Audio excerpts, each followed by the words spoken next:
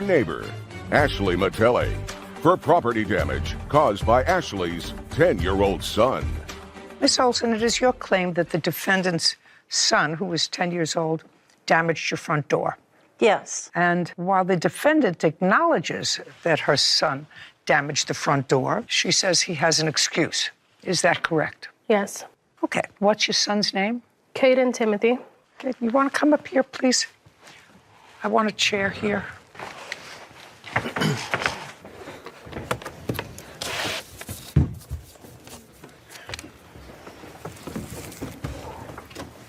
Okay.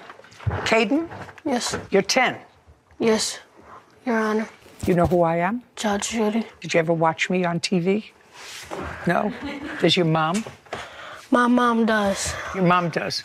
So you catch it every once in a while. So you know how important it is to tell me everything that I ask you a question to be 100% honest. Yep. Right? Yes, Your Honor. You go to school? Yep. What grade are you in? 5th grade. How do you do in school? I'm always on task and I'm always doing good. Good. Now, do you remember, Caden, August of last year when you were out with some of your friends? Yes, ma'am. How many friends were you out with? It's 5 or 6 probably. Were they friends of yours? Yeah, they were like neighborhood friends. Were you just out walking or riding a bike? Riding a bike. Were you all riding bikes?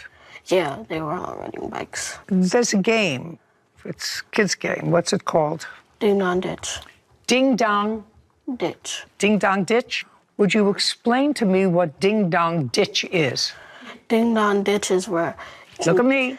Ding Dong Ditch is where you kick or you knock on the door. And you On a stranger's door? Yeah, on a stranger's door. And you ride your bike away or run away.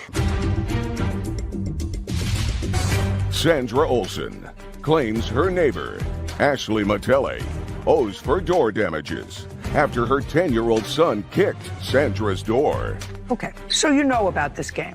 Yeah. And you knew about this game back in August. Yeah. Had you ever played it before? No, I just learned Did it. any of your friends played it before that you saw? No, I never seen them play it. They just told me, let's go Ding Dong Ditch. Well, when they said, let's go Ding Dong Ditch, you knew what they meant. Yeah, I knew what they meant, but I never did. How did you know what they meant? Because I seen a video on YouTube. So I want you to tell me exactly what you did. You were riding your bike. Did you hit the door with your bike or did you hit the door with your foot? I hit the door with my leg. Gentle. Where was your bike? My bike was parked by us in the road. And Okay, and you walked up to this door. Yep. And you kicked it. Kicked it gently. You kicked it gently.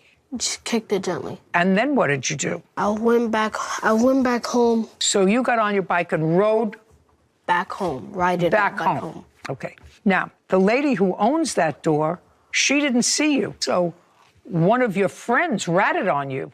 Yep. There you go. Do you know which friend of yours ratted on you? It was a girl that ratted on me too. A girl? A girl. Now, when you got home, who was home? My mom, and then I just went back outside. Just a second. You went home because you had done this ding-dong ditch. You knew you did something wrong, right? Yep. Did you tell your mother? No. No. I just went back outside. So you went home, went in the house. Yep. Stayed there for a little while. Yep, like 5 minutes. Just a second. So that in case somebody followed you, you were home. Nobody followed me. Yeah, I know. But if you went back outside, what did you go back outside to do? I just went back to the lady's house, and then the cops saw me. Oh, so you went back to her house, and were the other kids there? The other kids, they told me that they told on me, and the police saw me. Okay, you can go back. Okay, now I'd like to see pictures of your door and what this lightly damaged door looks like. I don't think it was kicked lightly, Your Honor. No, that's not what I'm saying, Miss Olson. I was being facetious.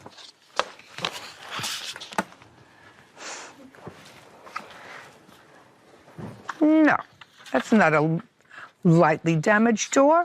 And when you heard this noise, you went out and looked at the door and you called the police. Is that right? No. What'd you do? I asked the children that were on their bikes. Who did it? Who did this? And none of them spoke out. So then I had to call the police, and they took pictures of my door. And I got Whatever. an incident report. Somebody, unfortunately, or fortunately, ratted out on your son. There really is no explanation or excuse for doing that. It's vandalism, right? Yes.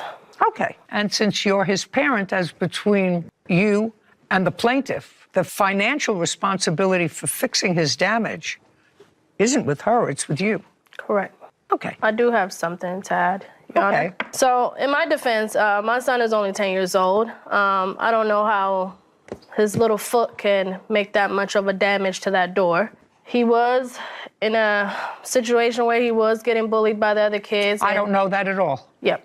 Certainly, he didn't tell me that. And if you believe that his actions were a result of being forced to do what he did, then you can sue the parents of those people that you think forced him to do what he did. It sounded to me like a very voluntary act by a 10-year-old who was aware of what the prank was, who did it. And then because he did it, he ran home, which is what a 10-year-old would do, got in the house for a minute, didn't tell you anything, and then figured, well, now I'll go back outside. And he went back to where he had done it, because that's where his friends were. And that's when he saw the police. And that's when everybody said, that's him, that's the one who did. Is anything that I'm saying damaging to you? They egged him on to kick that door hard. How do you know? Because I was told that by... You can't tell me anything that you were told. It's in the police report. Then I'll take a look at it. Okay. And can I also see, please, the bill for fixing the door? Okay, it's in yellow. And Egging on and bullying are two different things.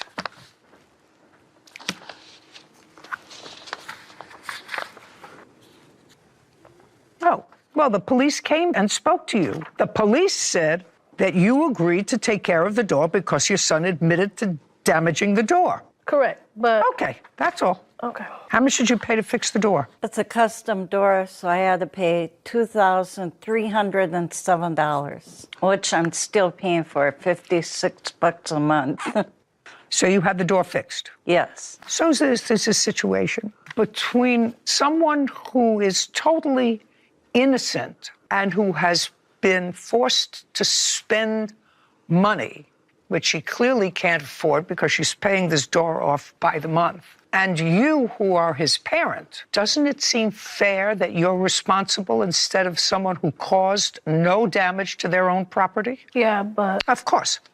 not for $2,000. I don't care if it's $2,000 or $20,000. That's what it cost her to put in a new door. So You're an intelligent woman. Sandra never reached out to me either. You mean she never contacted you? The conversation we had after the police officer was there, Yes. my son apologized for the incident that had happened. I never heard back from her ever since that day. She never reached out to me to tell me how much the door cost or what the damages were. Just a second, is that at all. correct? No, I contacted her. I said I would need restitution for that door. And she said she was unemployed. And we had a nice conversation. Okay. So is that the initial conversation that you had? You said you were unemployed? Or was that at the time, yes, I was unemployed. Okay. Are you working now? Yes. Great.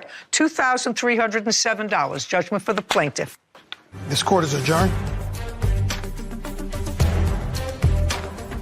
The decision was made. It was honest and fair. I'm sorry for when I made an awful decision. I think he's an okay kid. No more than knowledge. No hard feelings. Do you know that I think he was absolutely an adorable little boy? He was, and he even said, it was a bad decision. I wish I could have made a different one, but, he's 10, so at least he can recognize that. I thought he was intelligent and truthful, and there was no excuse like there was in the answer that he was being bullied. Clearly not bullied. You may be egged on. Pressured or You may be egged on at 10 years old. But more and more courts are saying parents are responsible for the acts of their children. As they should be. Even sometimes criminal acts of their children if you fail in parenting. I don't think that this mom, it was failed parenting. I think that he's a good kid, and I think that was Just a bad stupid choice. thing. It was just a bad choice. I agree. Case number 3031, Brandenburg McLaughlin versus Irwin Jr. All parties, please step forward. Christopher Brandenburg and Victoria McLaughlin are suing their motorcycle buyer, Carter Irwin Jr., for stealing a 2001 Harley-Davidson Heritage. Mr. Brandenburg, you're suing the defendant for $10,000. I've read your complaint half a dozen times. I still couldn't figure it out. Mr. Irwin, you're counterclaiming for $10,000. I read your answer 1,000 times. I can't figure out what you're suing each other for. The only thing I can manage to put together, this has something to do with motorcycles. Correct. And it has something to do with a French bulldog and something called shatter, which I have no idea which it was, except that you wrote in your answer that he took your $7,000 worth of shatter, which is a marijuana extract.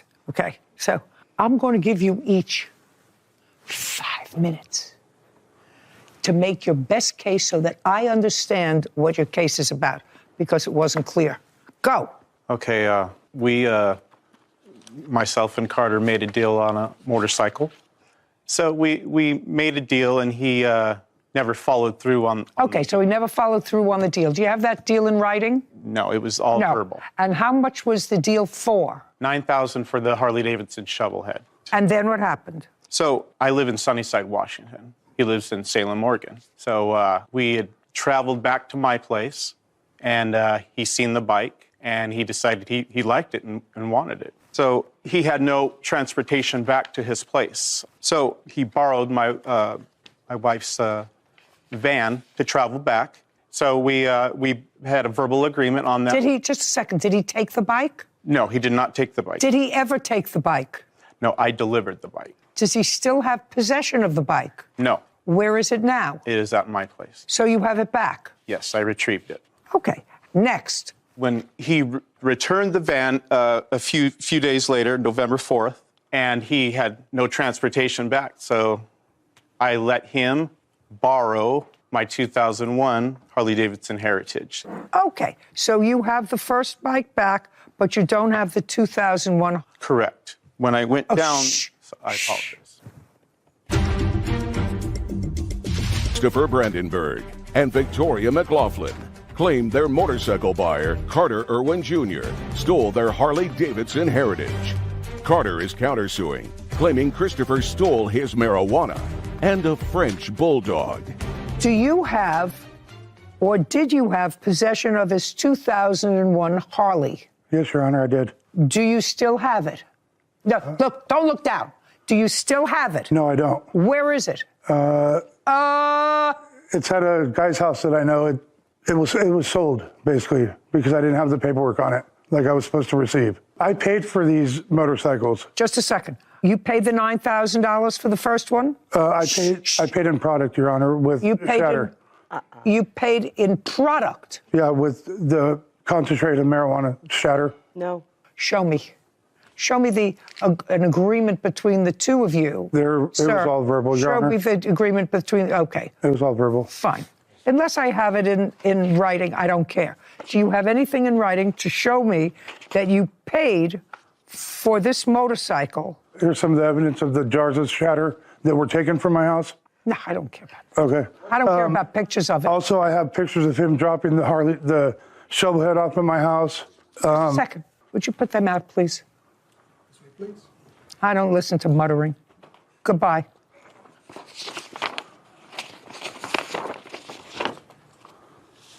Is what you're telling me that you paid for this 2001 Harley, which you have, with a marijuana derivative? Along with $1,500 cash, Your Honor, yes.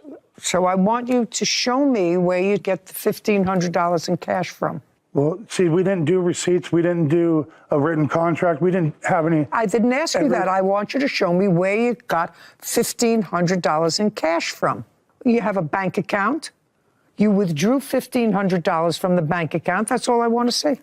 I don't have that with me, Your Honor. Well, this is the dance, sir. There's not an encore to this dance. There's only one a dance. Text message saying that he was going to pay us $9,000. May he I? was going to transfer it. May I see it, please? Sure may. Okay, easy. This bottom one right here. Easy.